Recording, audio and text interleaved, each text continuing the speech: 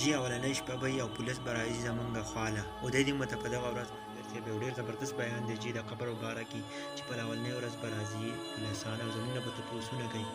چې دا حضرت محمد صلی الله علیه وسلم تصویر به درته راواړي چې دا څوک دی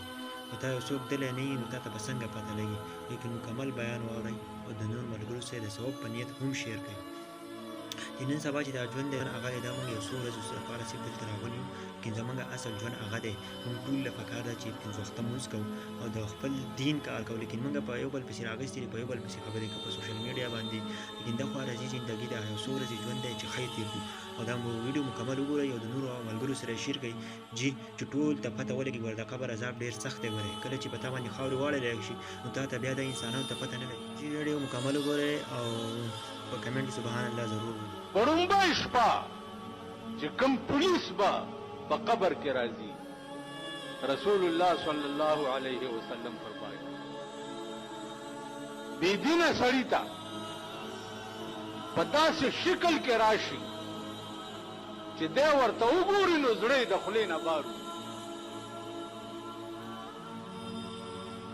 او داسې کېنئ چې کېنئ نو د رسول الله صلی الله علیه وسلم تصویر ورته وښیي ورته وایي ما كنت تقول في حق هذا الرجل د دې سړي متعلق دی دنیا کې څه عقیده وه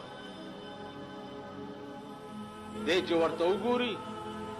نو دی به وایي چې ها ها لا ادري والله که زه خو دی پېژنم دا پېژنې دا څوک دی والله که دی خو زه پېژنم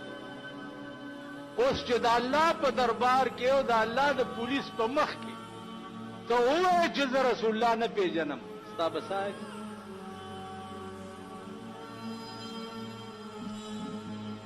ستا به څه حال دا خو به دې وړاندې نه د رسول الله صلی الله علیه وسلم تمام نقش و نگار آپ په زړه کې لیکلې چې د هغه خوله څنګه وه د هغه غاښونه څنګه وو اوس زه تاسو نه دا جومات کې چې ناستې تپوس کوم د رسول الله صلی الله علیه وسلم غاښونه څنګه وو ویلی شئ څوک د هغه پوزه څنګه وه سترګې څنګه وې د سر ویښتې څو قسمه وو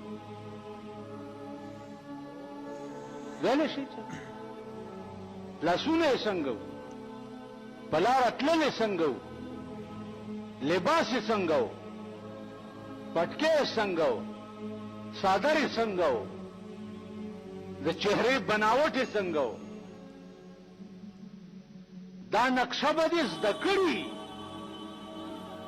او په دې نقشه به مینې اوس ته چې د کوم سړی نه پېژنې او د هغه فوټو درته څوک وښیي ته به ووایې چې دا پلانې دی وایي ټول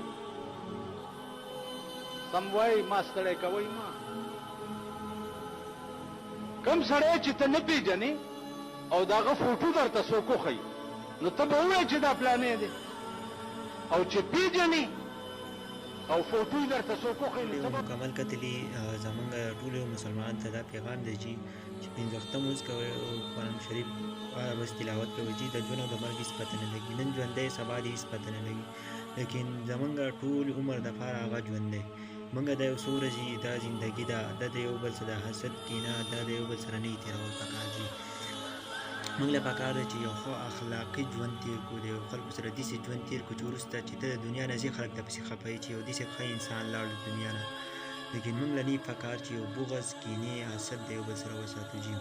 او ویډیو مکمل کتلي نو ملګرو سره ضرور شیر کړئ د ثواب په نیت باندې جي